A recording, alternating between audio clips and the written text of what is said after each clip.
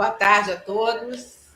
Estamos hoje tendo aqui a honra de receber como convidados a paisagista urbana Cecília Herzog, professora da graduação e da pós-graduação em paisagismo ecológico da PUC, especialista e consultora em urbanização sustentável e atua em redes de pesquisa e diversas organizações focadas em ecologia e biodiversidade urbana, além de ser escritora. Obrigada, Cecília.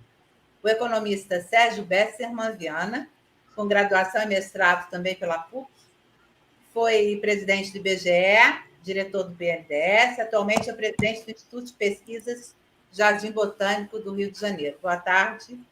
Não é, não? Boa tarde. Não, já deixei o Jardim Botânico. Ah, é? Ah, mas foi...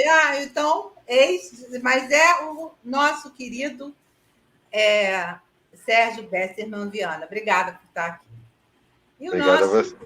querido engenheiro Zé Luiz Alqueres, graduado pela PUC Rio, engenheiro civil, pós-graduado em planejamento urbano pela OEA e planejamento energético pela Universidade de Chicago, foi presidente da SERJ, da Eletrobras, da Light, da Associação Comercial do Rio de Janeiro, é um grande consultor na área de energia e de planejamento urbano, escritor e cronista e conselheiro no Clube de Engenharia. Boa tarde a todos que estão aqui conosco, para batermos um papo sobre um ponto dentro do projeto de revitalização do centro do Rio de Janeiro, proposto pelo próprio Alqueres, que seria a discussão sobre as calçadas. E a pergunta é: como tornar as calçadas atrativas? Vou passar a palavra inicialmente para o Alqueres, e lembrando o seguinte, que essa live ficará disponível na playlist Políticas Públicas deste canal. Todos que poderão participar via chat, que a gente vai passar as perguntas para os convidados. E é isso, vamos lá. Alqueres. Bem, boa tarde a todos. Primeiro, queria agradecer o convite da Yara. Fico muito honrado de ser lembrado. Os temas de planejamento urbano, urbanismo, estão presentes na minha vida profissional praticamente desde que eu entrei na faculdade. E, embora eu tenha, durante muitos anos, militado no setor de energia, nunca deixei de acompanhá-los e, eventualmente, exercer algumas consultorias nele. O Sérgio é um amigo querido de vida inteira, meu parceiro de trabalhos em parceria com o BNDES Eletrobras, depois eu tive como diretor no BNDESPAR também, um período de tempo, numa administração de um grande economista, Antônio Barros de Castro, uma pessoa, o Sérgio, se eu não me engano, era chefe do gabinete da presidência, uma pessoa que fez um trabalho sempre fantástico no campo de ensino, professor titular da Universidade Federal do Rio de Janeiro. E a Cecília é uma pioneira aqui no Brasil em arrumar uma série de conceitos e praticá-la, além de da consultoria a várias cidades europeias, nas cidades biofílicas, que ela vai explicar direitinho o que é. Eu propus o tema calçadas, porque calçadas, tendo em vista especialmente as calçadas do centro do Rio, embora possa ser estendido a todas as calçadas de todos os bairros. E as calçadas são as avenidas das comunicações interpessoais presenciais. Assim como eu estou falando, talvez, para pessoas, eu sei que eu tenho uns ouvintes lá na Alemanha, que são da minha família, então esses eu sei que são garantidos, mas tem a turma da Yara, a turma da Cecília, a turma do Sérgio e alguns amigos meus, e eu chego através das redes. A gente tem que entender a calçada como uma rede. Então, a cada pessoa que eu estou falando, eu estou evitando que ela tenha que ir até um auditório, no centro da cidade do Rio, pegar uma condução, andar por uma calçada, escapar de ser assaltados, escapar de quebrar a perna, escapar de pisar em alguma porcaria e sair depois, noite fechada, num quadro tenebroso de desassistência, de pobreza, de miséria e tudo mais. Então, tendo trabalhado, eu me formei há mais de 55, me formei em 66, quer dizer, há mais de 55 anos, praticamente. Então, o que é que acontece? Eu assisti esse país mudar de 1 milhão de linhas telefônicas para 240 milhões, de 3 mil megawatts para 180 mil megawatts de capacidade instalada, de cerca de 12 mil quilômetros de rodovias asfaltadas para mais de 250 mil quilômetros. Mas uma coisa só piorou: é essa miséria. E eu tenho muito medo que esse último degrau que nós estamos trilhando da modernidade, do trabalho à distância, de certa maneira, nos isole, não deixem a chaga à mostra, não façam muita gente não ver o seu semelhante. Então, eu sugeri esse tema à Yara, porque eu acho que ele é um tema complexo. E eu acho que a prioridade total e absoluta nós o resolvemos. Eu vi populações de rua miseráveis na Índia. Vi populações vivendo nos cemitérios na capital do Egito, só 30 anos atrás. É incrível, 30 anos depois, eu ver um quadro mais tenebroso na minha cidade. Então, como é que a gente precisa resolver isso? Eu acho que o centro do Rio tem o problema e tem a solução, mas não está se encontrando os meios. Eu tenho visto muita ênfase, um trabalho espetacular feito pelo Washington Fajardo, mas um trabalho setorial. O que é que eu chamo setorial? Um trabalho que está se focando principalmente nos aspectos arquitetônicos e urbanísticos. Eu acho que o primeiro grande foco é o trabalho da assistência social. E eu acho que todos esses trabalhos têm que ser vistos ao mesmo tempo. A assistência social, o arquitetônico, o urbanístico, o de coordenação entre os vários níveis de governo, federal, estadual, municipal, para que esse trabalho tenha sucesso. E acho que cabe ao Estado organizar isso, mas também pode caber ao Estado, e essa é a minha proposta, ser inovador, ser criativo, criar meios que estão à mão, junto com o Poder Legislativo, para poder atuar com agilidade nisso.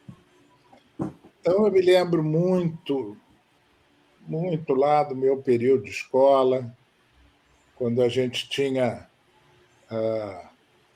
a Companhia de Desenvolvimento de Comunidades, CODECO. O Dr. Marcílio Marques Moreira foi um diretor. Essa CODECO fez um projeto que até hoje é um projeto icônico, que foi, não é, desenvolvido por um querido amigo já falecido, parte arquitetônica, Carlos Nelson, do IBAN, que era o projeto de desenvolvimento da favela lá em Bragepina, comunidade Bragepina. E eu acho que a gente tem que fazer isso na favela, tem que fazer isso no centro da cidade. Eu acho que a gente tem construções que não faltam, que podem realmente, dando um ligeiro banho de loja, no sentido, abrigar as pessoas que lá estão, cadastrá-las. Tem as pessoas que estão na rua porque vivem da rua. Tem as pessoas que estão na rua porque vivem, esse primeiro grupo, eu digo, vivem de esmolas e contribuições e do restaurante que dá comida e tal. Depois tem o pessoal que trabalha, que fica lá, que não tem dinheiro para voltar para casa. Dentre esses, tem a turma que recolhe aquele lixo diferenciado, especialmente depois de 8 horas da noite, eles já vão chegando, vão ficando ali e disputam, às vezes, com brigas enormes. Alguém falou aí? Não. Não, eu errei aqui, eu tenho que tirar o som, desculpa. Com brigas enormes, disputam o papelão, o lixo dos edifícios ali. Enfim, tem todo tipo de razão para pessoas que moram e ficam na rua. E essas pessoas, se nós fizéssemos uma analogia, como eu comecei com as redes, são aquelas falhas, aqueles obstáculos, aquelas poluições. Elas dificultam os outros papéis que a rua e que a calçada têm, e que são papéis ligados ao desempenho das atividades econômicas, ao fluxo de pessoas, ao desenvolvimento do comércio e todas as coisas que vão produzindo, então, uma grande desvalorização do centro. Se você verificasse em termos de valores imobiliários no Rio de Janeiro, você não estaria muito longe em dizer que, com exceção de bairros mais privilegiados, feito Ipanema, Leblon, algo aí da ordem de R$ 10.000 por metro quadrado, é um valor que você deve encontrar apartamentos de classe média e salas em localizações feitas Tijuca, Barra e outras, e até menos em outros locais. No centro da cidade, você tem hoje andares corridos em prédios de uma certa qualidade, embora antigos, à venda por R$ 3.000 por metro quadrado, sem encontrar comprador, e até menos. Então, o que é que acontece? Nós precisamos dar uma reciclada, uma retrofitada. Andou muito na moda há alguns anos, e algumas companhias internacionais mesmo chegaram a ter algumas experiências no Brasil, retrofitar um edifício, retrofit, que é pegar, adaptar os andares, trocar os elevadores, botar o elevador inteligente, às vezes mexer na portaria. E esses negócios, então, eram interessantes, porque a empresa chegava com o capital dela para fazer a transformação e ganhava o diferencial do aluguel e, afinal de um prazo, que podia ser 30 anos, 20 anos, depois da localização, o prédio revertia os aluguéis integralmente aos seus donos originais. Esse negócio que faz a Tishman e outras aí que existem e que atuam no Brasil, que estão mais atuantes em São Paulo, fizeram ali no prédio, na Rua da Quitanda até a Rua do Carmo, o grande prédio ali da seguradora, da Sul América, e em outros edifícios da cidade. Mas o que eu pensaria era realmente, para viabilizar uma ação mais eficaz, em vez desse blá, blá, blá, e inaugurar 2 quarteirões, é realmente se criar uma empresa que teria que começar estatal, mas com capital aberto, para esses grupos que têm know-how entrarem para retrofitar o centro do Rio inteiro. E o que é que eu chamo isso? A empresa tem que ter uma motivação social. Ela tem que começar tirando esse pessoal e encaixando em algum lugar decente, cadastrando, treinando e tal. Então, esse capital inicial tem que vir do Estado mesmo, não tem por onde. Essas pessoas estão aí na rua porque nós criamos um modelo de desenvolvimento que a jogou na rua. Então, nós temos que tirá-la das ruas e recuperar a dignidade. É lógico que no momento que você fizer isso, os R$3.000 por metro quadrado vão valer R$6.000 por metro quadrado. Então, esse ganho tem que ser apropriado por quem vai investir nisso. E eu acho que esse ganho faz muito sentido, porque realmente melhora brutalmente as condições.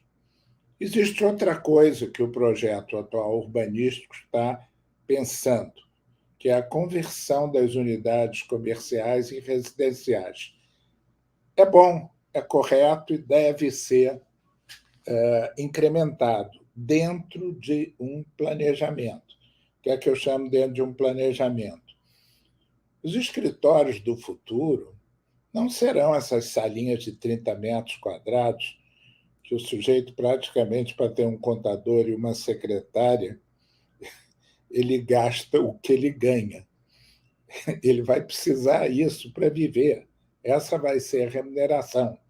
Então, o que ele terá mesmo é uma baia, um local que ele vai algumas horas por semana, uma sala de reunião de uso compartilhado, tudo com o melhor tipo de computador, e que ele possa descer e ter um restaurante, e que possa passear e ter um espaço arejado, com árvores, com jardins, como é o projeto lá original do Porto Maravilha.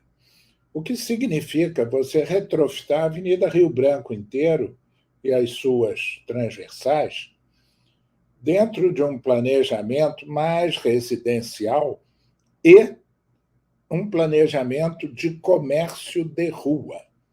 Por quê? As cidades mais agradáveis do mundo têm comércio de rua. Paris tem comércio de rua, Munique tem comércio de rua, Londres andou perdendo um pouco, mas Nova York tem comércio de rua, e uma metrópole de 12 milhões de habitantes, como o Rio de Janeiro, desculpe, com 12 a 13 milhões de habitantes, ela tem condição de ter um centro com balanço de atividades comerciais e culturais que facilita isso. No momento que você der esse caráter empresarial, certas coisas vão começar a aparecer, coisas extremamente interessantes do ponto de vista urbanístico, pelas minhas contas aqui de papel de pão que eu andei fazendo. Por exemplo, há alguns espigões ali na Avenida Rio Branco que você não deve recuperar, você deve cortar ao meio. Tem ali no meio da Cinelândia um edifício, Apolo 12, ou algo assim, Apolo 21, que é um espigão de 20 e tantos andares cercado de prédios de 6. Cortar metade do alto, aquilo deve ter sido foi um grande jabaculê aprovar aquela porcaria. Realmente, Lúcio Costa aprovou até aquele prédio atrás do Convento do Carmo, então tudo é possível no Brasil. Mas o que eu acho é o seguinte: você pode consertar, você pode demolir de vez algumas construções sem papel histórico e pode, nesse local, fazer jardins e espaços abertos. E aí entra um arsenal de iniciativas que a Cecília vai contar para vocês. Então, essa primeira preocupação, eu diria, da arquitetura, dos espaços. A segunda é a da circulação urbana, que eu já dei uma tintura. São os espaços urbanísticos, como a gente caracteriza. São espaços de uso público criados pelas massas de edifícios. Aí eu já falei um pouquinho das possibilidades de demolição, uma certa dar força aos códigos urbanos para que realmente essas artérias que chegassem a esse centro pudessem encontrar suas novas vocações, respeitar vocações como o Saara e outras áreas que são muito interessantes. O Rio de Janeiro, como diz o meu amigo Anselmo Góes, é a única cidade do mundo que não tem uma Chinatown. É a única cidade no mundo que não tem uma Italy, um quarteirão italiano. Por quê? Porque nós aqui realmente gostamos de ser o melting pot, o caldeirão, coisa que nos indigna, feito esse assassinato desse jovem africano, trabalhava lá no quiosque, na praia. Que barbaridade, que coisa, além de tudo, tão execrável numa cidade que é acolhedora, que é integradora, que não segmenta, não tem gueto de judeu, não tem. Nós temos nossos problemas sociais, é claro, muito sérios, mas não tínhamos, pelo menos esse, e temos que fazer desse projeto do centro um projeto integrador, inclusive colocando população de baixa renda. Angela Merkel acolheu 1 milhão de refugiados lá do Oriente.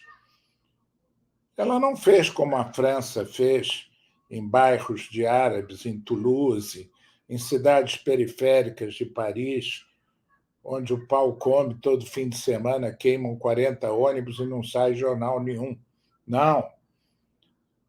Angela Merkel enfiou no coração de áreas valorizadas prédios para imigrantes, 40, 50, 60. Então, os filhos desses imigrantes estão nas escolas com os alemãozinhos, vão crescer naquilo, como os Estados Unidos fez há 100 anos atrás, mais de 100 anos, 200 anos atrás. Enquanto ficam alguns aí dizendo que o Império foi do cacete, o Império não educou esse país. Nós chegamos na República com uma quantidade estúpida de analfabetos. Os monarquistas dizem que a culpa era dos fazendeiros. Mas, enfim, perdemos um século. Não podemos perder mais tempo. Então, nesse negócio das calçadas, o urbano, o arquitetônico e o urbano tem que subordinar a prioridade de começar pelas pessoas. E tem que se adotar uma forma de agir que hoje eu não vejo a menor capacidade, dentro dos recursos que o Estado ou o município tem, de fazer. Embora você vá precisar da polícia, você vá precisar dos edifícios públicos, muitos na mão do governo federal ainda, você vai precisar das instituições culturais, então você tem que ter isso tudo coordenado. Então, vamos chamar assim, essa relação entre as institucionalidades tem que ser azeitada dentro do propósito empresarial, auditável, transparente, mas ágil. E, especialmente, negociando de entrada com Câmara de Vereadores e Estado os ajustes na legislação que permitam, tanto do ponto de vista social, quanto do ponto de vista urbanístico de Código de Obras, quanto do ponto de vista funcional de Código de Posturas, quanto do ponto de vista ambiental e ecológico, fazer isso tudo de uma maneira que economicamente faça sentido, como o nosso querido Sérgio Bessermann trará ali uma solução, porque é o homem das mágicas nesse campo. Então, essa é que era a provocação inicial que eu queria fazer.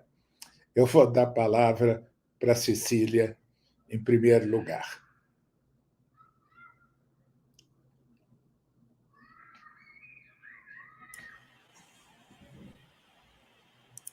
Obrigada, muito obrigada pelo convite.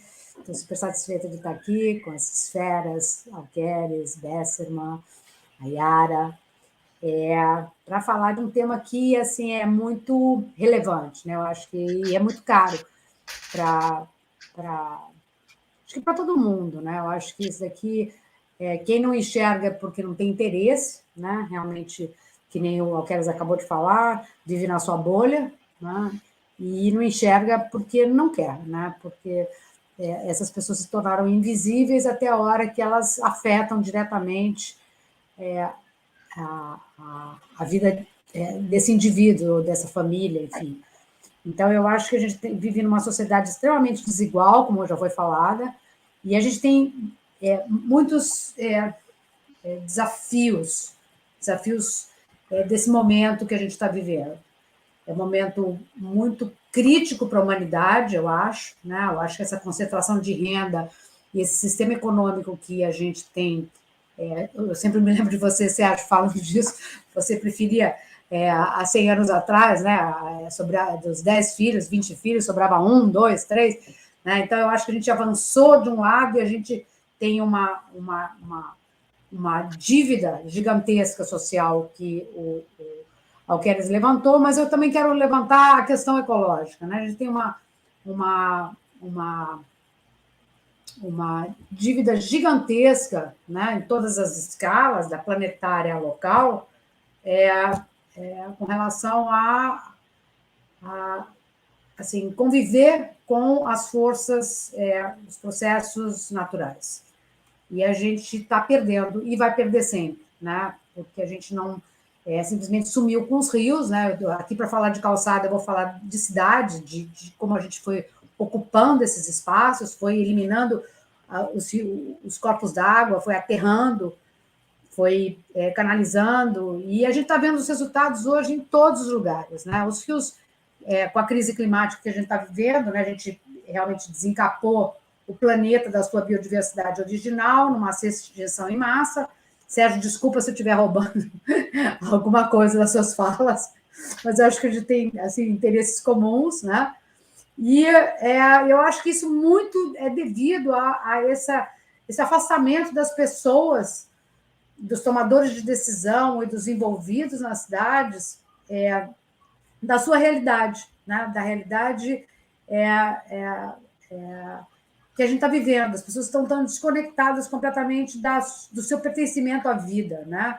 Eles não têm esse sentimento biofílico que a gente tem inerente de pertencer à natureza, né? A gente se sente bem quando a gente está numa área verde, de frente para a praia, assim, no meio da natureza, numa cachoeira, todo mundo se sente bem, né? Todo mundo gosta de ouvir passarinho, a maior parte gosta. Eu tenho uma irmã que tem pânico de borboleta, mas ela é total exceção, as pessoas gostam de ver borboletas, então,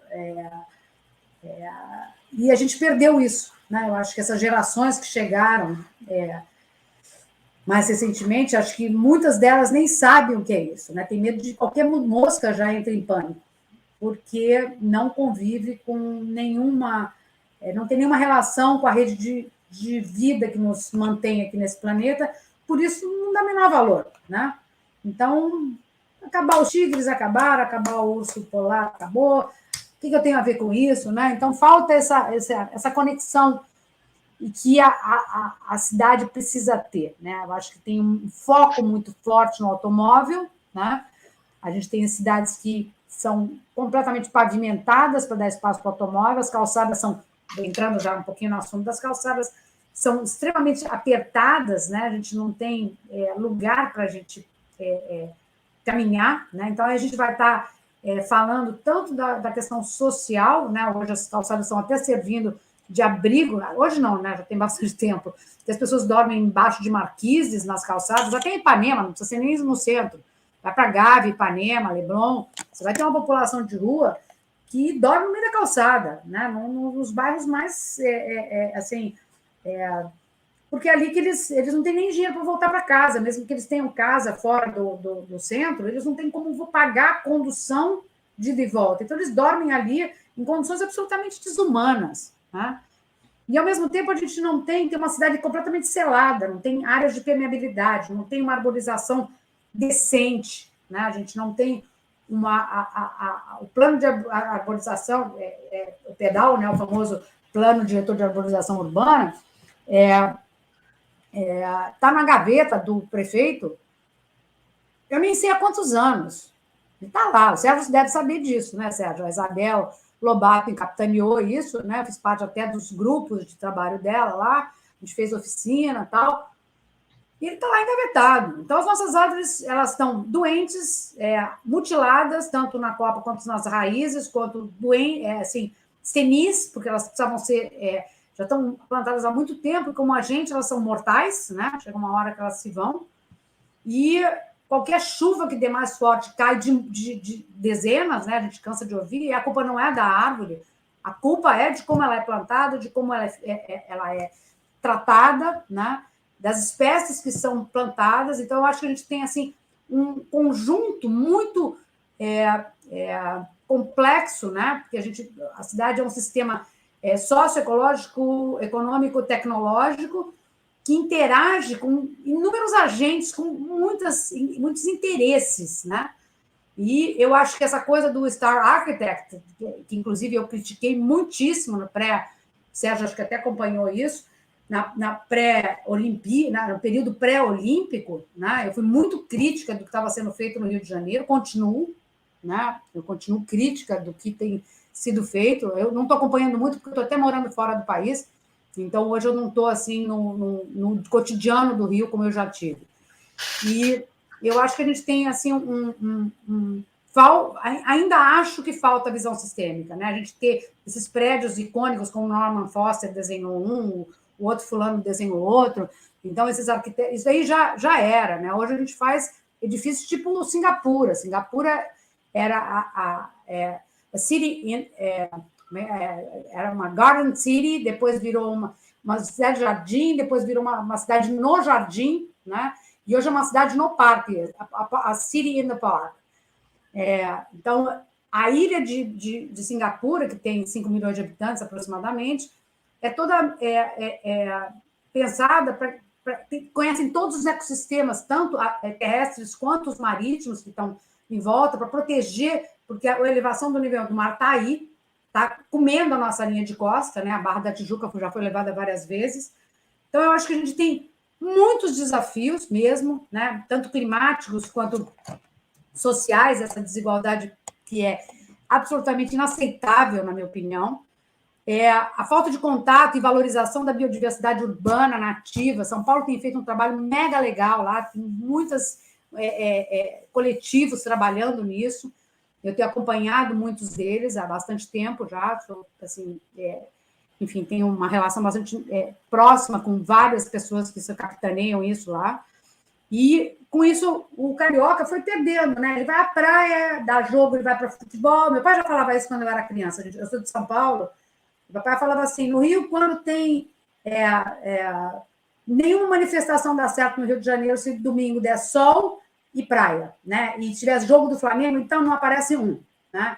Então, eu acho que o carioca, eu até como visão de uma paulistana que imigrou para o Rio, hoje já estou fora do Rio, mas eu vivi no Rio mais de 40 anos, então eu senti essa diferença muito grande de não valorizar. O carioca acho que assim, na maior parte, sofre de falta de urbanidade, né? E não olha para o lado, e não percebe também, não sei se falta base de comparação com outros lugares para saber que o Rio de Janeiro tem muitos problemas, além daquela paisagem magnífica que o Rio tem, que para mim é única, a cidade mais linda do mundo, de cima, né? E quando a gente desce no chão, e principalmente se a gente vai para a Zona Norte, Zona Oeste, você não deve... É assim, é absolutamente inaceitável que isso aconteça no Rio de Janeiro. Só que isso acontece, né? Isso acontece recorrentemente. Então, eu acho que essa reforma, voltando para as calçadas do centro, tem uma grande oportunidade, né? De sair carro, de tirar carro, né? Fazer, talvez como Barcelona, supermanzanas lá, né? De Barcelona, que é aquelas super quadras, em que o Salvador Rueda, que lá tem a secretaria, a macrosecretaria da cidade de Barcelona, é de ecologia urbana, porque é tão complexo que você tem que entender a ecologia, a relação entre tudo isso que eu estou falando para você poder planejar uma cidade. Por isso, até o grupo que a gente participa lá no criado aí, chama Urbanismo Ecológico, foi influência minha nessa história, né? Porque eu acho que a gente tem que ter essa visão ecológica muito profunda mesmo, né? Para conseguir pensar os espaços urbanos, para poder projetar os espaços urbanos, para que eles sejam multifuncionais, eles beneficiem todas as classes sociais, que eles incorporem todas as classes sociais nos mesmos espaços, que nem você falou aí, que na Alemanha eles acolhem os imigrantes nas suas... mesclado ali, né? Porque vai para a escola pública e acaba se misturando, as crianças se misturam desde cedo, então há muito mais tolerância, né, com o diferente, né? Não é que nem aqui no Brasil as pessoas vão para escolas particulares, porque as escolas públicas, enfim, tem muitos problemas, aí cada vez tem uma escola pública, a privada mais elitosa possível, para os ricos dos mais ricos conviverem só entre eles. Então, eu acho que a gente aí tem inúmeros desafios, acho que e uma imensa oportunidade também com essa transformação do centro, se tivesse esse olhar mais sistêmico, não só de lançamento de habitação no centro, porque não vai... Eu, por exemplo, jamais moraria no centro do Rio de Janeiro, e eu estou morando no centro de Lisboa hoje. Estou no centraço aqui, estou em cima da praça do Cais de Sodré, né? Então, assim, estou morando aqui no centro, de noite eu saio, volto, não tem o menor problema, não tem o menor medo. No Rio de Janeiro, eu jamais vou à noite. E acho que é isso que a gente tem que buscar, né? É uma outra realidade, né? E viver de uma outra economia também, né? O Rio de Janeiro está precisando realmente de uma sacudida econômica, e eu vou passar a bola para o Sérgio, porque eu acho que o José entende muito mais do que eu. E só quero frisar que a gente é extremamente vulnerável à questão climática, né? Tanto quanto água de mais e água de menos, calor, poluição exacerbada, doenças relacionadas com isso tudo, que tem que ser trazidas, porque se na hora que a gente ampliar essas calçadas, tirar os carros, fazer que nem o Rueda fez lá em Barcelona, né, com as supermanzanas, onde ele tira o carro do centro dessas superquadras, né, que ele torna, e as ruas viram parques, e os estacionamentos estão na periferia. Assim, é uma revolução sem mexer muito, é barato, né? Você transforma e aí as pessoas querem morar ali, né? Porque fica bom para todo mundo. Então, Sérgio, passar para você pegar esse gancho aí de econômico, não sei. Valeu, obrigada. Obrigado, Cecília. Bom, começar agradecendo a oportunidade de estar junto, mestre Alqueires, Cecília, querida amiga, e tão importante para trazer essa questão da ecologia urbana, das cidades bioquímicas, soluções baseadas na natureza, Yara. Bom, eu vou poupar vocês da parte de economista, tá? O dinheiro não vai aparecer no fim do arco-íris, naquele caldeirão, mas eu acho que é uma boa poupança. Eu gosto sempre de lembrar que uma vez eu estava na casa do meu falecido irmão, Bussunda, gênio do humor, os mais jovens talvez não conheçam, mas a maioria conhecerá, e ele vira para mim, estava todo mundo lá, os amigos, tal, o pessoal do Cacete do Planeta, e o Bussunda diz assim: todo economista brasileiro é careca. Careca? Você está dizendo isso? Aí disse, 30 anos, todo santo dia, ai meu Deus, errei de novo. Ai meu Deus, errei de novo. Então eu vou poupar vocês dessa parte, vocês estão vendo. Aqui veio à memória uma discussão sobre hidrogênio, que os economistas ficam para lá e para cá, e o Alqueires fez a conta rápida da transformação energética, etc., hidrogênio verde. Então, mas vamos chegar lá. Eu agradeço muito a Cecília, ouço sempre, e é tão importante o que ela nos diz. E o Alqueires, ele conseguiu algo raro, esse título Calçadas tinha me intrigado, quando ele consegue fazer aquela transição tão difícil, mas tão necessária sempre para qualquer assunto, que aparece na frase de Hegel, de ver a floresta e ver a árvore, né?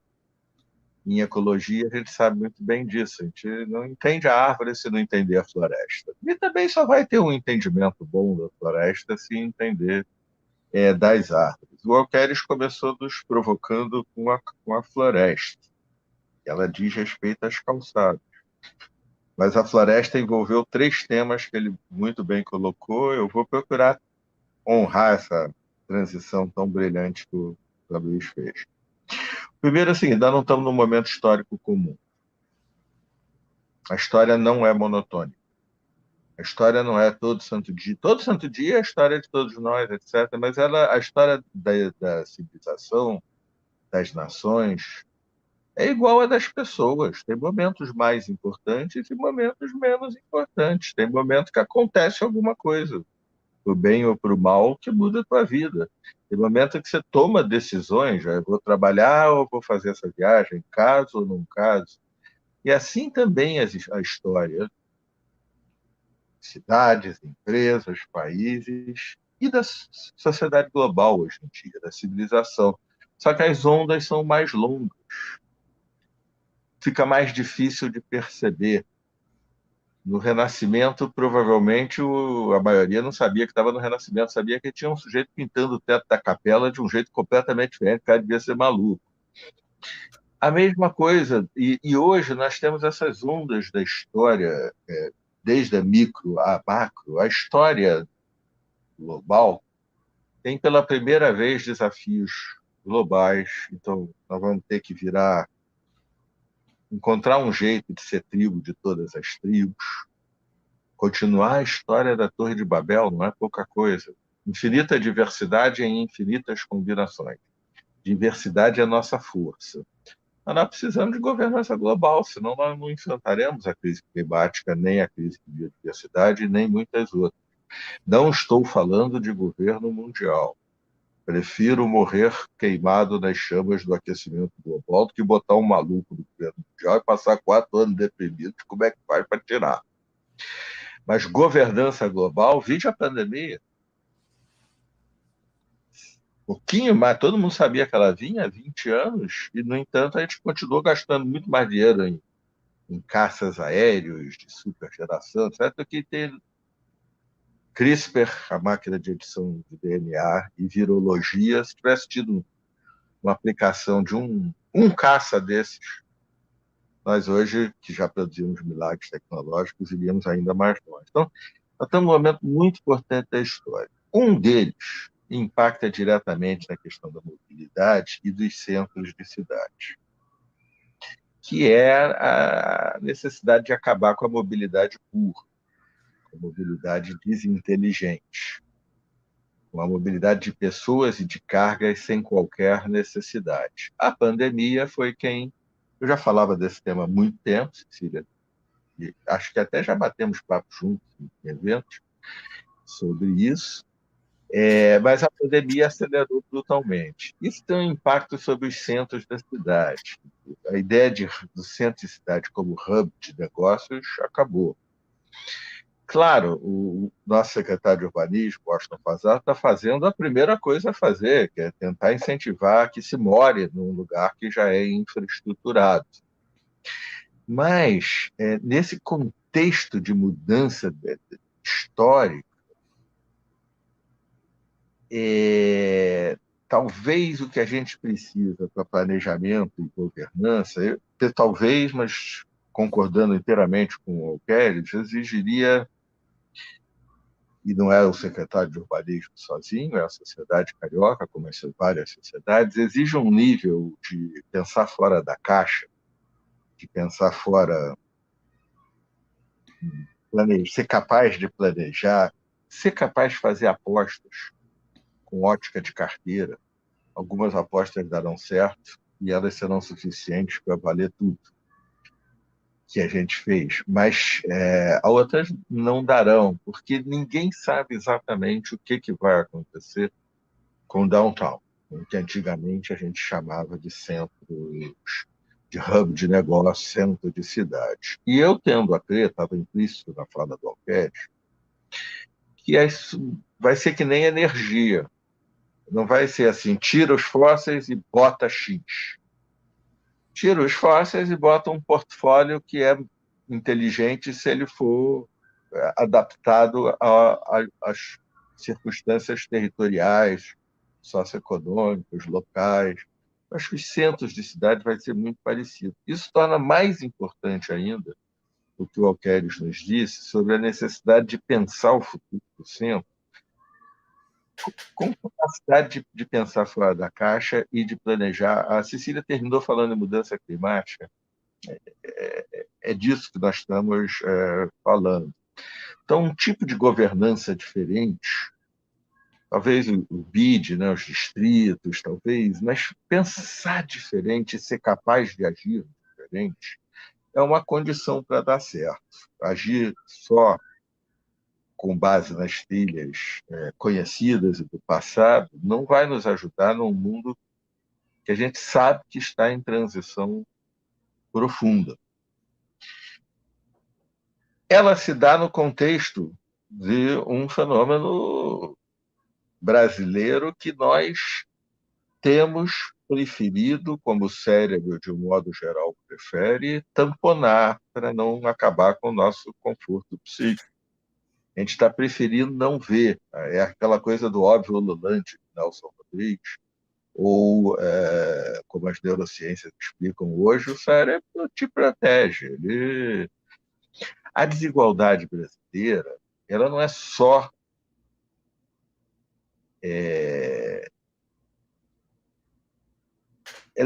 ela não é só uma indignidade, ela é a cicatriz mais profunda da sociedade brasileira. Nós não somos em aquilo que a economia chama economias que contam, do ponto de vista da economia internacional, ela só é comparável à da África do Sul. E é comparável também à da sociedade global, o mundo como um todo. Eu, pessoalmente, acho até, vou ser sincero agora, aquele motorista da Presidente Vargas, que ouve no rádio: atenção, motorista da Presidente Vargas, cuidado, muito cuidado, há um louco na contramão. E eu sou aquele que diz: não, todos. Eu devo estar errado, porque geralmente a gente atribui a nossa desigualdade a características da história brasileira.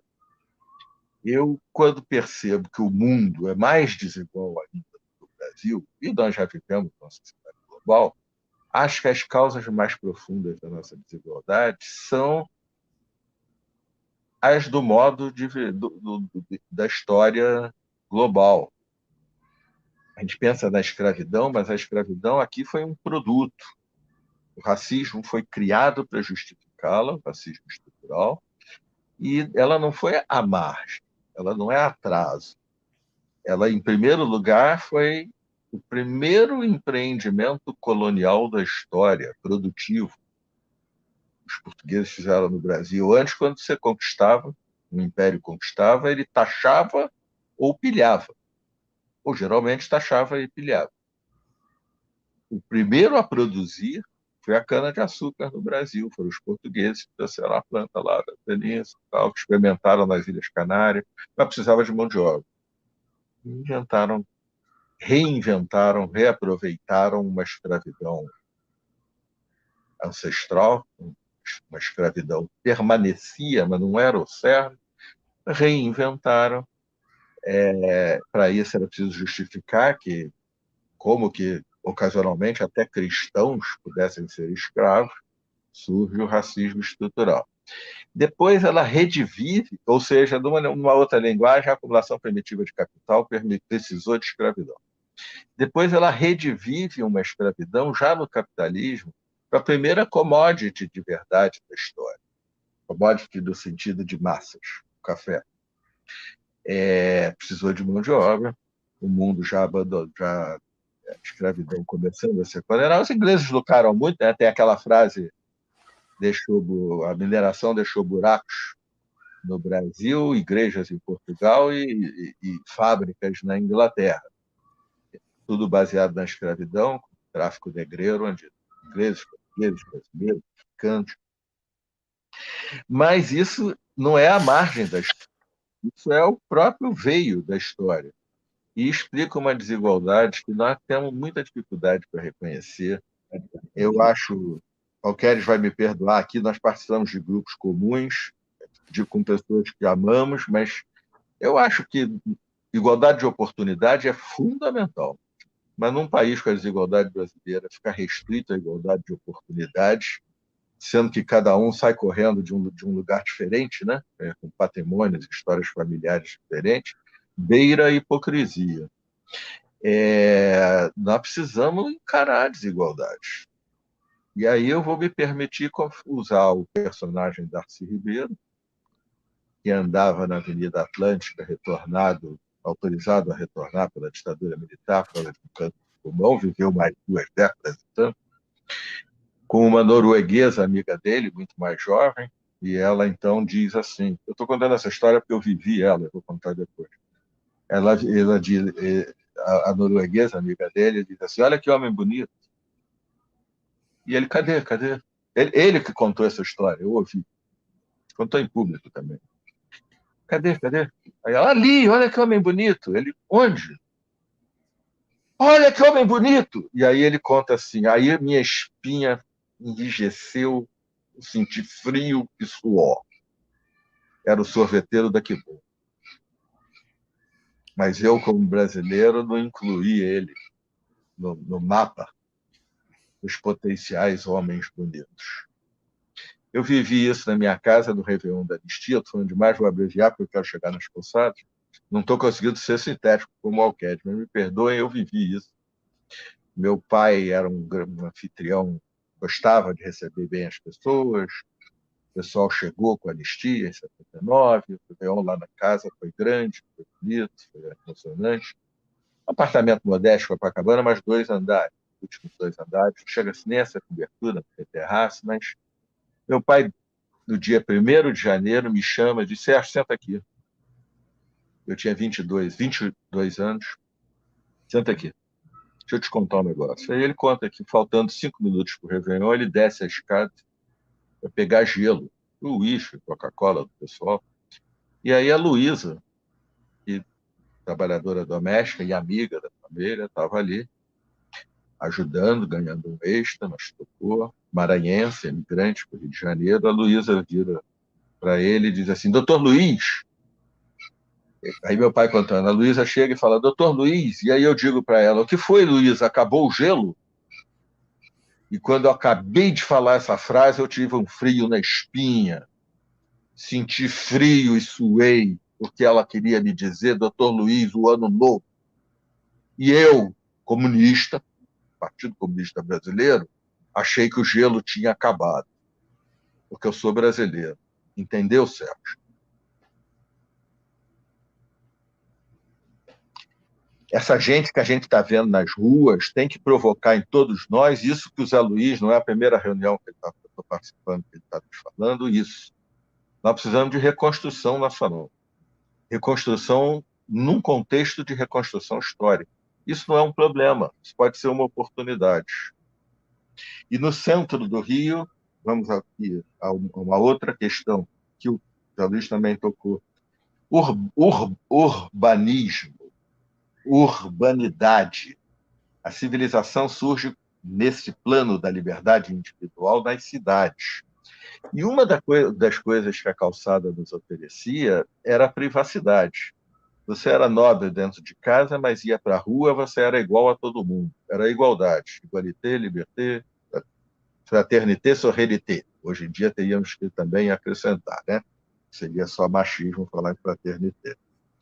Nós precisamos de calçadas cheias de câmeras para tudo quanto é lado e algoritmos de inteligência artificial para reconhecimento facial.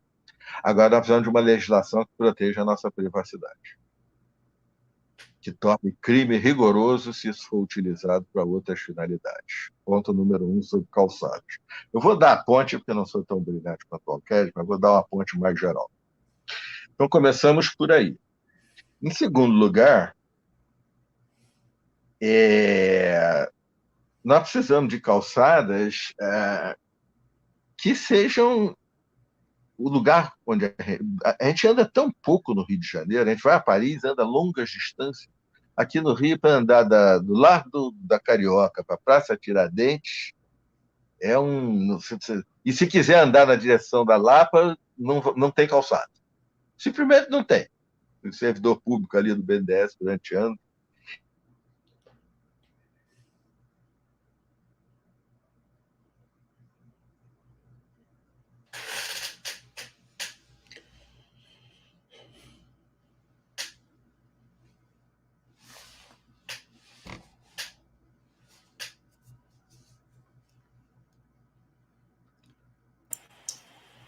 Sérgio. Acho que ele congelou. Alô, Sérgio, congelou, será? Manda um recado Caiu. pelo Zap, pelo visto, sim. Bem, Acho que ele caiu. É. Olha só, eu estou com umas perguntas aqui. Eu queria ver se a gente conseguia, Alqueires, voltar, aproveitar e ir para explorar um pouco mais dentro das calçadas alguma sugestão da Cecília, porque eu andei pesquisando a Cecília. Yara, o Sérgio voltou. O Sérgio voltou. Obrigado, gente. Caiu a conexão. As calçadas precisarão muito de conexão, tá? Porque nós vamos andar sempre completamente antenados. Fomos vivenciando. Mas nós vamos precisar de calçadas, por exemplo, com arborizações específicas, como o caso da Cecília disse, que pensem não só em paisagismo, mas em sombra, porque o Rio de Janeiro é muito quente, que pensem não só em paisagismo, mas em redução da temperatura geral. Nós vamos precisar de calçadas permeáveis, já é um tema das cidades aqui, de construir telhados para calçadas, telhados verdes, obviamente, com trepadeiras, coisas desse tipo. Então, são soluções baseadas na natureza, foi o que a Cecília nos falou, e eu vou me poupar disso. Nós precisamos de calçadas do Rio todo, mas nós temos que fazer escolha para as primeiras calçadas. Nós não vamos poder agir em todas as calçadas ao mesmo tempo. O centro é o local adequado, mas também áreas turísticas, isso se justifica plenamente. Essas calçadas têm que se apropriar da cultura local. A desmobilidade, a redução da mobilidade burra ou eliminação dela não diminui o papel das calçadas, aumenta.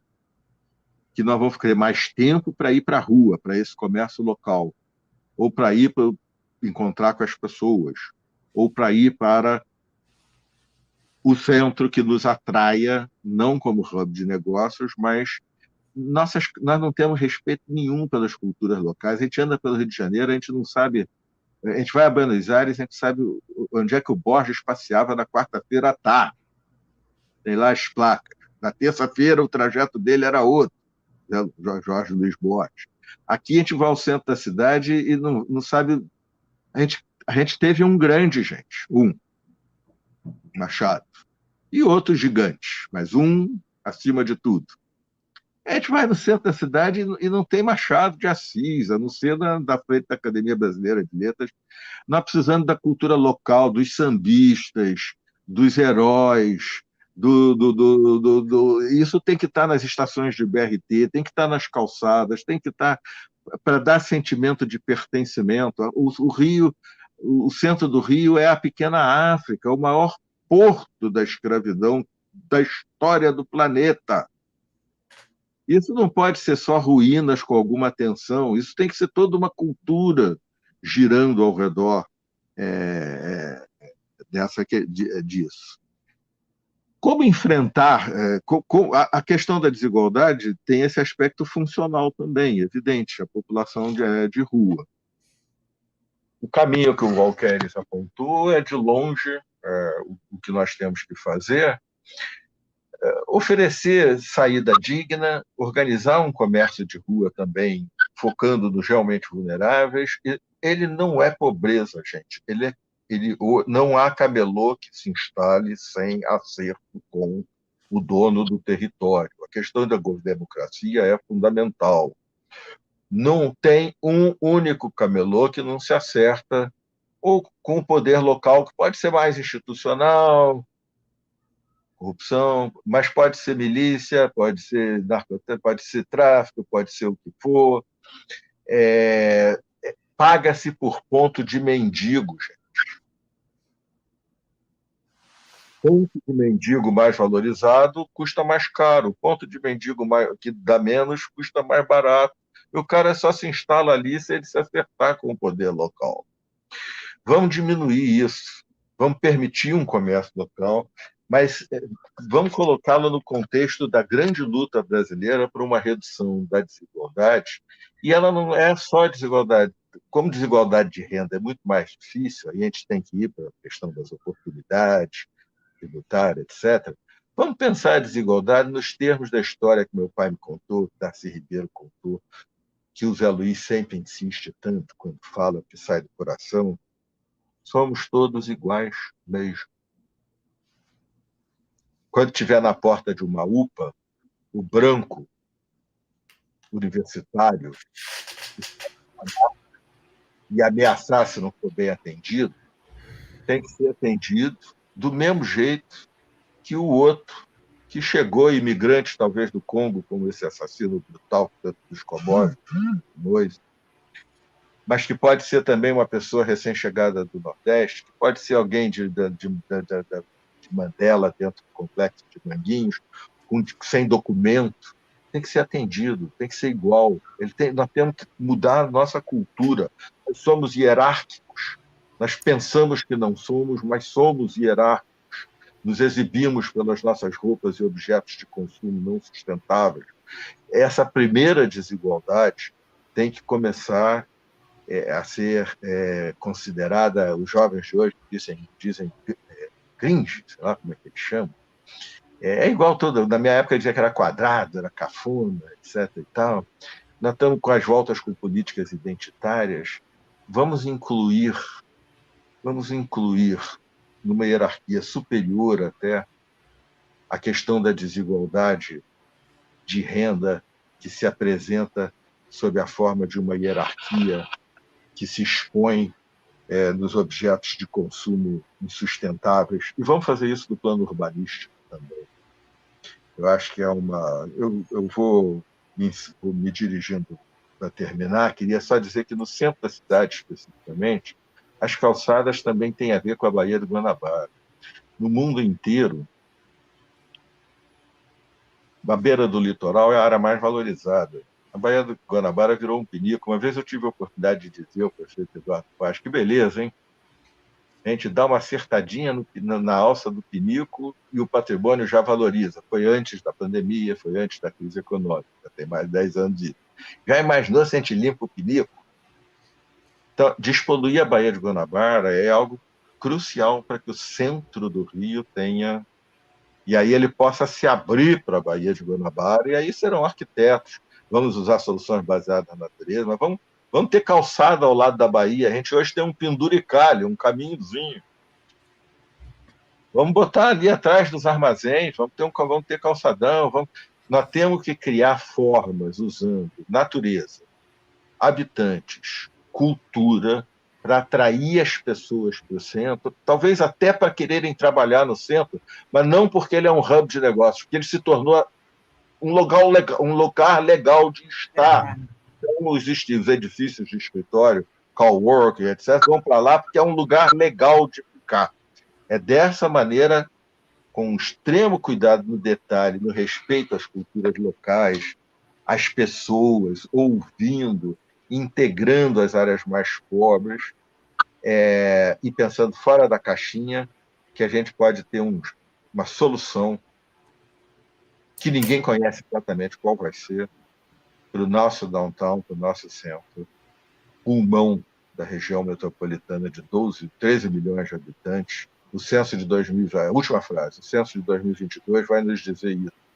No censo de 2000, quando eu era presidente do IBGE, depois tive a felicidade de ir para o IPP e contratei a Escola Nacional de Ciência e Estatística o cálculo, porque isso não sai no centro. Quantas pessoas iam e saíam do centro da cidade todo santo dia, no ano 2000, para trabalhar ou estudar? 700 mil.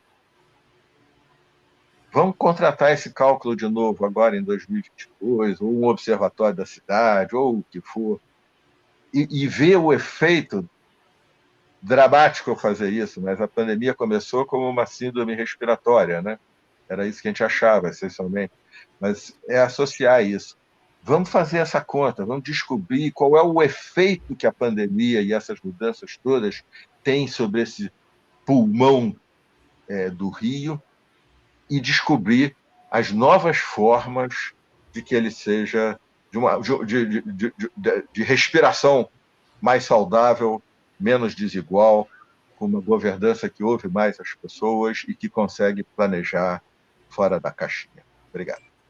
Sérgio, obrigada. Agora eu vou fazer a primeira pergunta aqui para você, que chegou através do Fernando Lima. Você acha que o projeto Reviver Centro do Eduardo Paes, ele entrega a região à iniciativa privada? Não, absolutamente. Entrega o que tem que ser entregue mesmo, imagina. Gente, a gente tem que gastar dinheiro em segurança, saúde, educação, não no retrofit habitacional dos prédios. O que poderia haver, em contraponto, só como parênteses aqui no meio, rapidinho, é o que o Zé Luiz lembrou antes. Algumas residências populares, isso poderia ser objeto de investimento público, como aconteceu em todos os lugares, Nova York, né? Não é coisa da União Soviética, não, gente. Aconteceu em todas as cidades europeias, Nova York, no Japão. Algumas coisas poderiam ser pensadas para a habitação mais popular, de modo a gente ter ali uma população com vários níveis de renda, né? Todos iguais, todos morando no centro do Rio. Mas o projeto Reviver é muito bem bolado e está dando certo para retrofit de prédios de outros usos para uso residencial. A questão e acho que foi isso que o Zé Luiz começou, que ele, no mundo do passado, claro que o Fajardo sabe disso perfeitamente, no mundo do passado, quando a questão colocava-se apenas nos termos de vamos povoar o centro para aproveitar uma infraestrutura que já está aí, ele seria a coluna vertebral do refazimento, do refazer do centro. Hoje, ele não tem condição de ser isso. Hoje, a questão do centro se coloca em termos muito mais amplos, que são esses que a gente ouviu do Zé Luiz e da Cecília. Então, muita coisa, o projeto Reviver é uma parte, ele entrega para o setor privado prédios a serem retrofitados para vender para residencial. Ponto, acabou. Ele é muito importante, mas é um pedacinho. E que eu me atreveria a dizer, e achando até que o secretário Washington Fajardo concordaria, que só dará certo nesse guarda-chuva muito mais amplo dessa conversa que a gente está tendo aqui.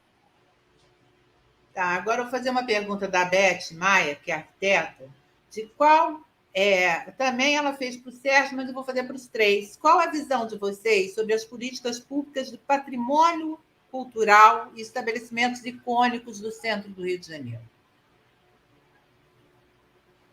Bem, eu posso começar dizendo que as instituições culturais vivem um momento terrível no Brasil, embora já tenha vivido outros. Eu mesmo tenha participado como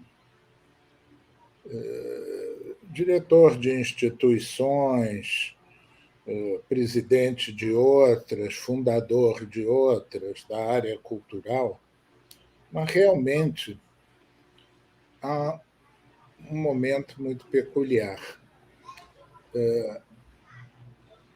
Eu vou falar lá um momento ao final, quando entrou o governo Collor e desmontou toda uma estrutura que havia de apoio, e nós saímos fundando por aí as sociedades de amigos.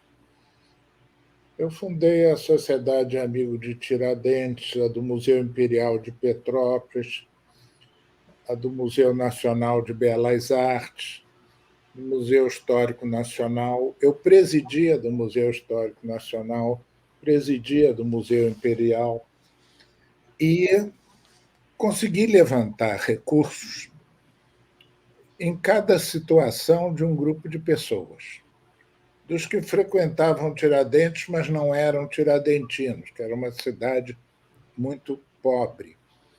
Conseguimos construir lá um centro cultural, com apoio da CEMIG e da Telemig. Isso deu um movimento. Burle Marx redesenhou a praça, tiramos todos os cartazes, redefinimos o nome de todas as ruas, cuidamos do plantio de espécies nativas. Não conseguimos tirar lá umas casuarinas, mas o resto a gente conseguiu. Em Petrópolis, conseguimos que um programa da Eletrobras, e não me olhem de uma maneira suspeita, doasse o som e luz, que é o único existente no Brasil. Existe, aliás, um lá nas Missões de São Miguel, no interior do Rio Grande do Sul, que eu saiba. Isso dava uma renda que pagava 30% das despesas do museu. Mudou o calendário de visitação turística. E está lá até hoje. Por quê? Porque entrou um governo aí e achou que o recurso das associações, já que elas funcionavam em próprios federais, deveria ser mandado para Brasília, constar do orçamento federal, e o orçamento federal atribuiria, então, recursos, na medida das necessidades. Quer dizer, tirar a receita lá do pobre do som e luz do Museu de São João del Rei para mandar, sabe lá para onde. Quer dizer, então você descolou a comunidade, descolou os interessados no apoio às instituições culturais. Hoje eu sou diretor do Instituto Histórico Geográfico Brasileiro. Publica, em continuidade, a segunda revista de mais longa circulação do mundo. O Instituto Histórico Geográfico tem lá entre os seus patronos Dom Pedro II, que fez grandes doações, tem obras fantásticas. Conseguiu construir um prédio ali na esquina da Augusto Severo, uns 40 anos atrás ou mais, e com passeio público. Tem 8 andares lá para alugar. Estão para alugar. Se alguém precisar de sala aí, salas grandes de 1.000 metros quadrados, por favor, alugue. Nós estamos alugando ao preço do condomínio, porque não aguentamos mais. O Clube de Engenharia tem uns 10 andares desocupados. Eu sou conselheiro do clube, a Yara sabe. A associação comercial que eu presidi tem vários andares desocupados. Então, perguntar o apoio para as instituições culturais, lato sensu, nessa hora, realmente é abrir aqui quase que uma portinha para uma choradeira grande. Mas o Rio o centro do Rio é riquíssimo nisso, na sua arquitetura, no seu espaço urbanístico. Quer dizer, você faz lá um Rio Centro, lá no fim do mundo, podendo acolher essas pessoas com qualidade, sei lá, nesse prédio, por exemplo, que eu falei da Sul América, que é um quarteirão inteiro, a Rua da Quitanda, a Rua do Carmo, entre a Rua Rosário e a outra. Parece aquela Galerias del Pacífico, que quem já foi à Argentina conhece. E assim tem muitos outros espaços vagos no centro do Rio. Eu acredito que, para que isso seja viabilizado, nós temos que pensar empresarialmente na criação de valor. Não quer dizer privatizar tudo, não. Eu digo que o próprio governo, o exemplo que eu dei, a Companhia de Desenvolvimento de Comunidades, era uma empresa pública. Apenas a gente deve pensar fora da caixa e implantar as ações. Um sábio, sapientíssimo amigo meu, estava se desculpando de não assistir isso, dizendo: Alqueires, eu tenho 94 anos. Ele foi o meu mentor. Uma ocasião eu falei para a senhora dele: Magali, eu não sei como é que o Roberto aguenta, eu estou em 10 instituições, eu vou pedir demissão de todas, dessas filantrópicas. E ela falou: pô, ele está em 40, Alqueires, é muito mais velho que você, ele tem 94 anos, eu tenho 78. Então é isso. Tem que fazer parte, não é, da nossa vida, do nosso tempo, de cada um dos habitantes da cidade, fazer a cidade funcionar. Mas eu quero dar um pulo, aproveitar o gancho aí que a Yara me deu a palavra, para nossas calçadas do centro da cidade serem utilizáveis. Elas estão incompatíveis, em alguns pontos, com os edifícios que lá foram construídos. Não há quem não goste de andar em Paris. Em Paris, as calçadas foram dimensionadas ao mesmo tempo que os edifícios. Por quê? Lá no Barão Haussmann, se vocês fizerem as contas, vocês verão que foi um grande momento da siderurgia francesa. E a siderurgia, quem conhece os processos industriais, sabe que ao produzir o aço e ao produzir o cimento, você produz também um produto que chama a escória de alto forno, que é uma espécie de um agregado, mas mais ativo. Você pode fazer esses blocos de cimento prensado e que tem uma capacidade de carga boa, até uns 8 andares. Então, a siderurgia, ali naquele momento, urbanizou Paris. Até 5, 6 andares. E quem já fez reforma num apartamento em Paris sabe que as paredes todas são de gesso, são vigotas de aço, então desenvolvido a custos competitivos, e aquelas paredes portantes do lado, que tornam a planta muito maleável. Quando a gente for fazer o retrofit aqui, não teremos essa vantagem. Os edifícios de concreto armado são cheios de coluninhas, em geral, os edifícios antigos. Mas o que eu posso dizer que é absolutamente incompatível é a largura das calçadas da Rio Branco com a altura dos prédios que lá foram feitos. Elas são compatíveis com aqueles remanescentes de prédios da implantação da Avenida Central, 4 ou 5 andares ou coisas do gênero. Por isso que eu, meio ousadamente, falei que a gente tinha que cortar os altos de uns prédios para criar os espaços urbanísticos agradáveis, para criar terraços, para criar clubes, como você está lá, o ginástico português. Tem uma Aliás, bela piscina. Jardins extensos. Exatamente, você tem o prédio do Jockey Club, está lá, enfim, para dar. Lá no alto tem piscinas, tem instalações que tem que fazer realmente um clube ali de nível médio, muito bom, com espaços ótimos, como ginástico, e construir outros. Esse número. E fechar Rio Branco ao trânsito. Também tem que fechar aquilo aí. O trânsito, você tem que fazer um anel ali. Eu tenho minhas ideias pela Camerinha, na Avenida Passos, e fechar lá pelo outro lado.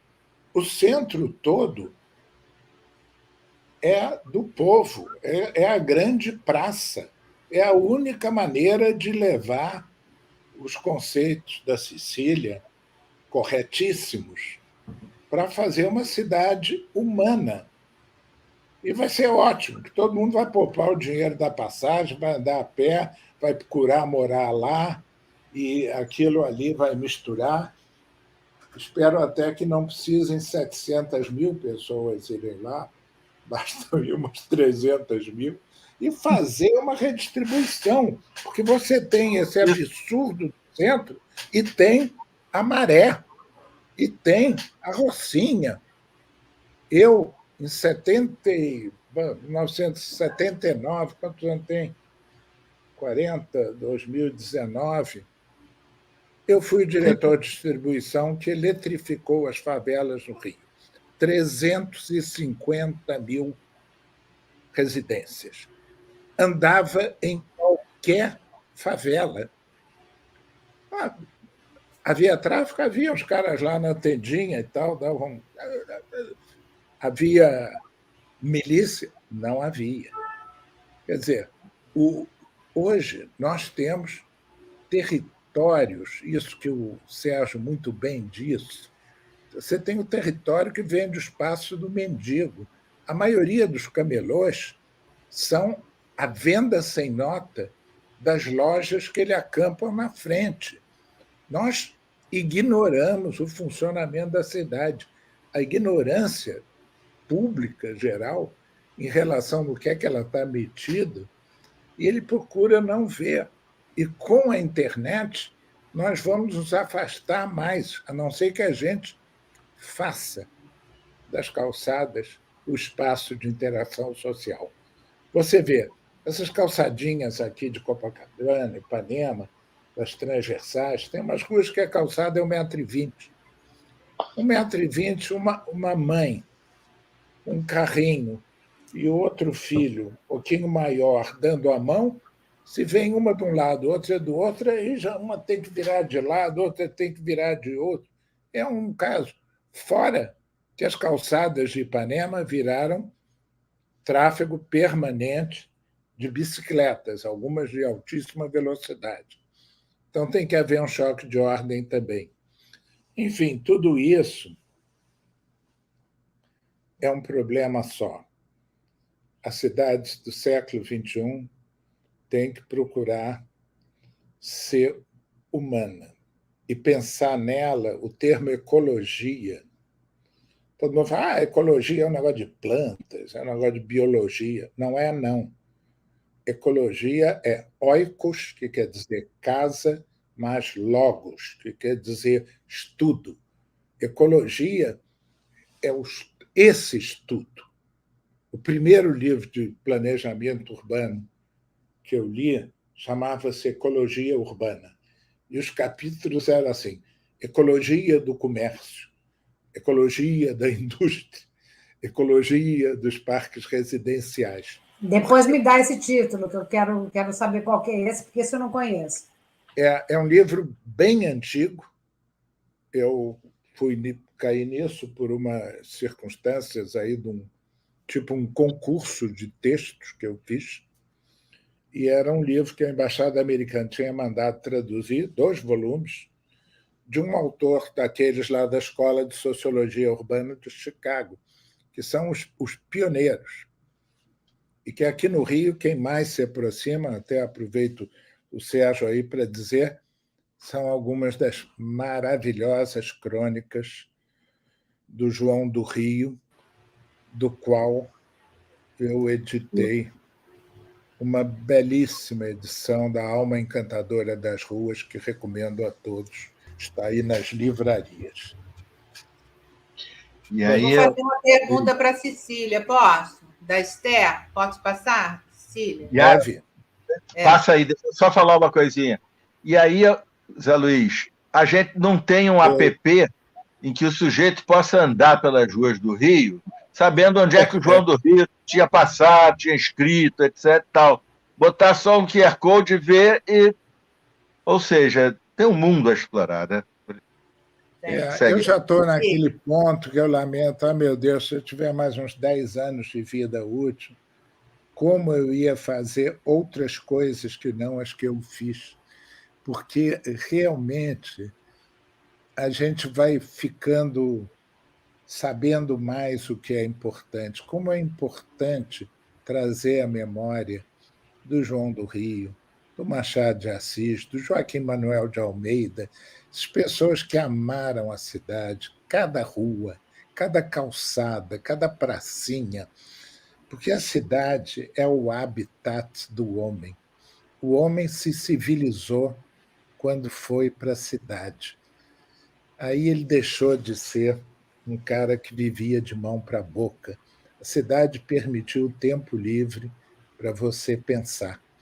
A cidade gerou a ciência. Antes você tinha técnicas. Você fazia as coisas que sabiam que funcionavam, mas não tinha preocupação de saber por quê. Quando teve lá um sacerdote que começou a olhar então a lua e medir, e o outro, é uma coisa muito bonita. Aguardem meu livro sobre a história da ciência. Cecília. Para o fim do ano. Ok. Cecília, a pergunta da Esther, da arquiteta Esther Lopes Bruno. Como aplicar ações de sustentabilidade urbana de forma prática e não como metáfora, um ideal, algo a ser atingido daqui a muito tempo? Você vê a possibilidade de ações concretas, como, por exemplo, a questão da mobilidade com ciclovias? Mas é claro que sim. É óbvio, né? Eu acho que é só... Eu acho que é isso.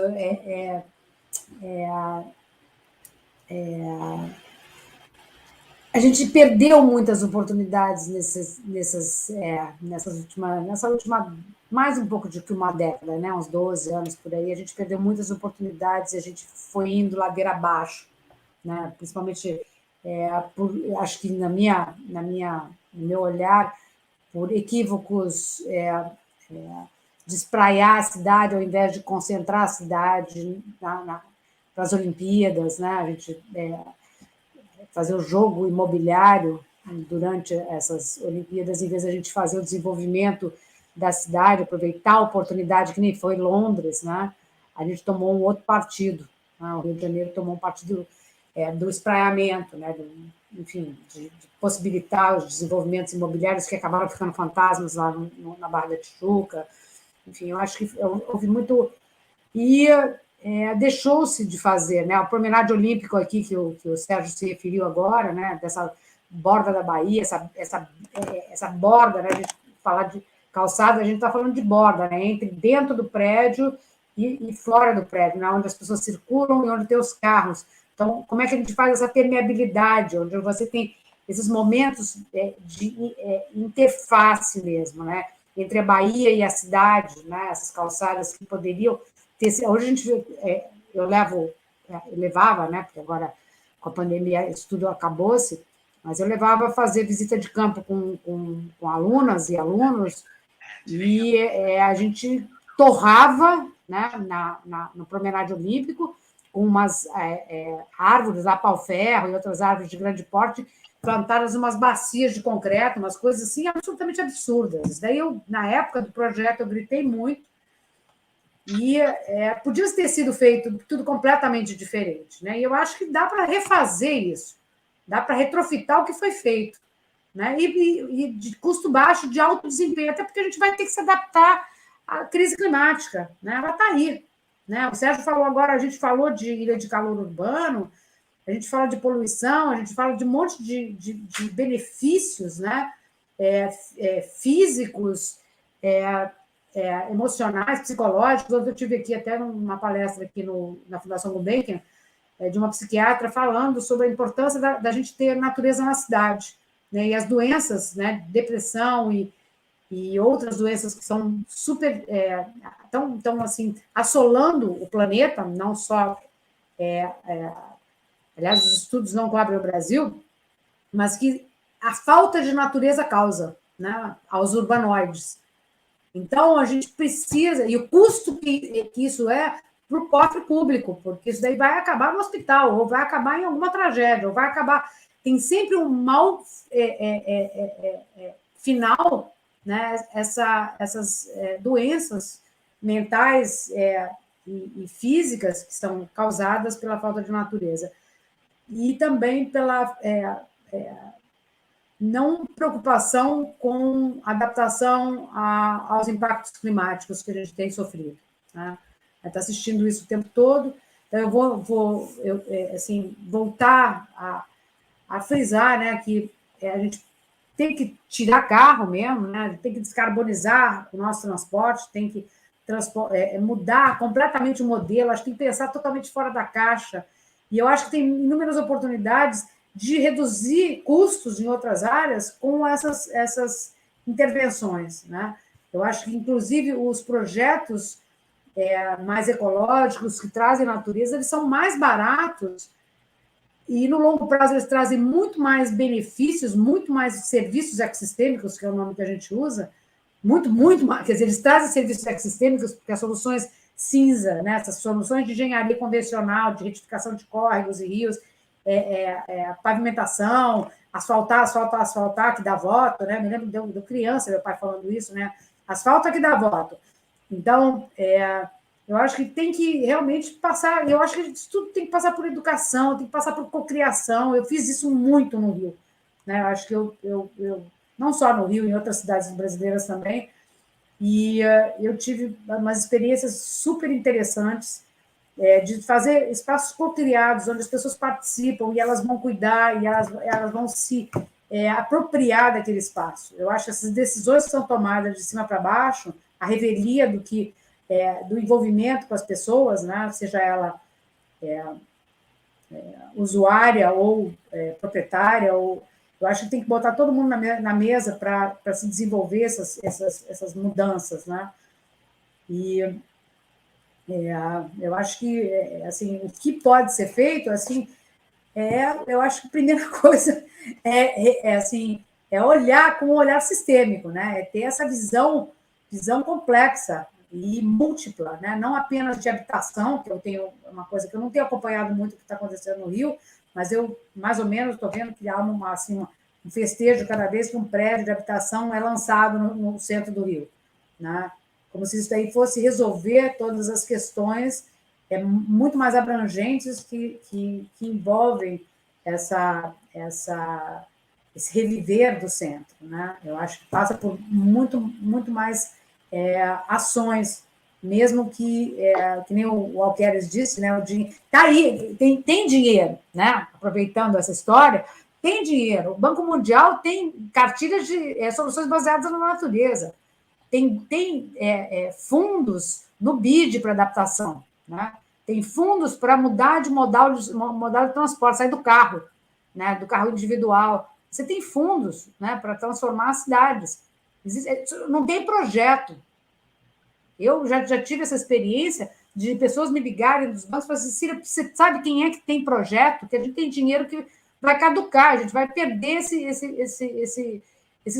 essa verba que está aqui por falta de projeto, né? Então, eu acho que a gente precisa ter bons projetos e correr atrás do dinheiro. Hoje você tem, né? Tem, inclusive, muitas empresas que têm compromissos, né? E que estão botando, tem fundos de investimento que estão aí.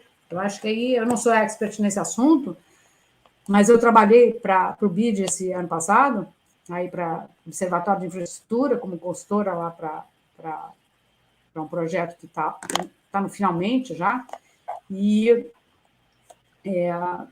tem dinheiro, eles têm publicação, inclusive, sobre soluções baseadas na natureza. Tem duas publicações que eu tenho aqui, né? E é só a gente querer, eu acho, né? Eu acho que é querer e a cidade querer, né? A população querer, a população se envolver nisso, cobrar do governante do momento, porque a gente tem que ter políticas de Estado, não políticas de governo, que acontece no Brasil, né? É tudo assim, é para aquele momento e visando a próxima eleição, tem que ser tudo muito rápido, porque em 4 anos tem nova eleição. Então, ou de 2 em 2, né? No Brasil, na verdade, é a cada 2 anos. Então, eu acho que tem, assim, muitas oportunidades, assim, só precisa realmente ter mais abrangência, eu acho, botar realmente... Eu sou conselheira do Rio de Janeiro, assim, no papel, né? Me chamaram para um conselho, fiz 2 reuniões, recebi lá, meu filho me disse que chegou um livro lá, que eu dei o endereço da casa dele, que mas, de fato, eu não fiz coisa nenhuma, né? Eu botei lá no meu currículo, ficou legal, mas eu gostaria realmente de ter participado, né? Gostaria mesmo, profundamente, de ter contribuído para não ter até que sair da cidade, né? Na verdade, eu não saí só por causa disso, saí porque filhos meus saíram de lá, porque a cidade estava muito ruim. Então, eu acabei vindo na esteira deles. Mas é isso. Não resisto a dizer que aqui o conselheiro ele é, na realidade, o aconselhado. Quem vai lá nessas reuniões, senta lá numa cadeira e vê exposições de como os nossos governantes são do grande cacete, são caras fantásticos, maravilhosos. Depois eles respondem uma pergunta do secretário e dizem que as demais serão respondidas pelo e-mail. Até hoje nunca me responderam uma, mas eu acho o seguinte, não podemos desistir. A causa do Rio é importante. Nós temos lá um secretário de categoria, que é o Fajardo, fazendo o que pode. Eu acho que o Sérgio captou bem o que eu disse. É um negócio multiprofissional, de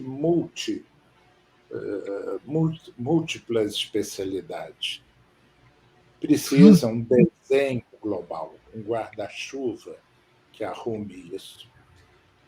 Mas essas ideias que a Cecília trouxe, tanto as objetivas, no que diz respeito à presença da natureza, como até a de mobilização de fundos, de organismos multilaterais, vão estar na ordem do dia, porque apenas há coisa de 3 ou 4 anos, o mundo passou a ter mais do que 50% da população urbana, principalmente por causa da China, da África e tal. O Brasil já tem bem mais do que 80%, deve estar beirando 90%. Então, o modo de vida urbana é um modo de uma geração no Brasil, ou 2. Todos nós temos avós que moravam em cidades pequenas. A gente podia até imaginar e chamar de urbana. No meu caso, os meus pais mesmo. Então, nós estamos frente a uma outra realidade, e uma realidade que está mudando em função das tecnologias de informação e de comunicação, que substituirão até a própria intensidade da circulação presencial.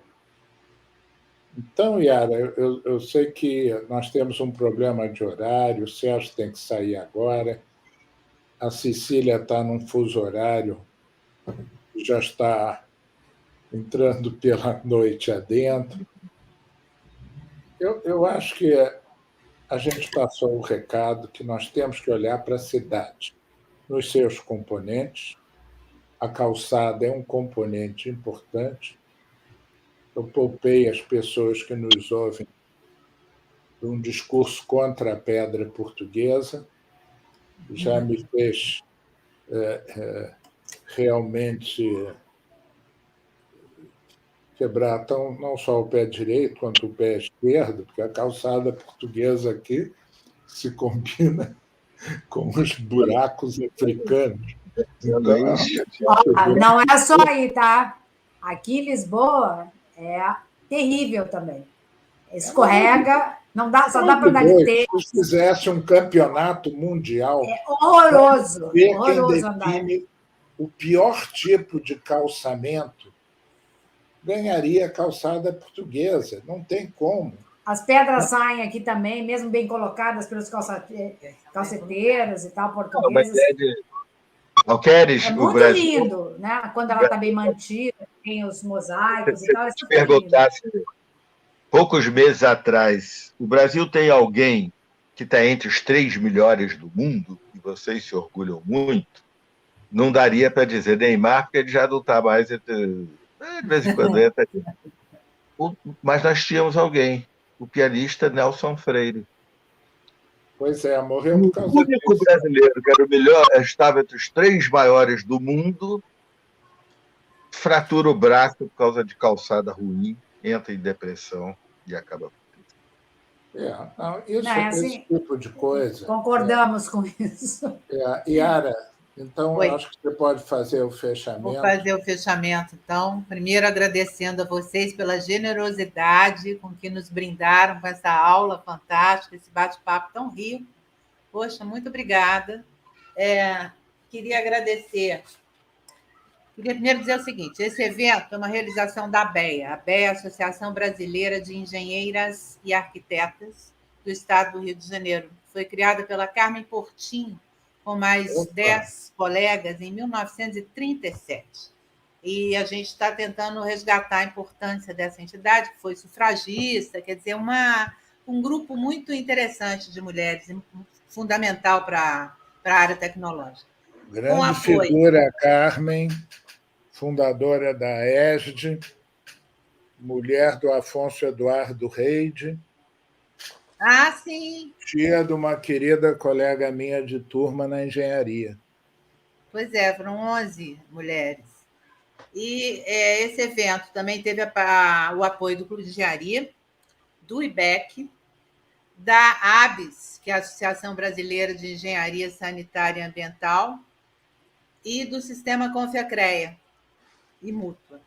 E queria agradecer a Janaína e o Rafael, da Mobiliza Comunicação, que nos apoiaram aqui hoje, e agradecer a vocês que estão assistindo a gente aqui e tendo o prazer de ter essas 3 pessoas tão fantásticas aqui com a gente. Obrigada a todos. Boa noite. A história mesmo boa foi a do Bussunda. Vamos convir. Eu gostei da do Careca. Valeu, gente. Obrigada, boa noite. Um abração. Vocês,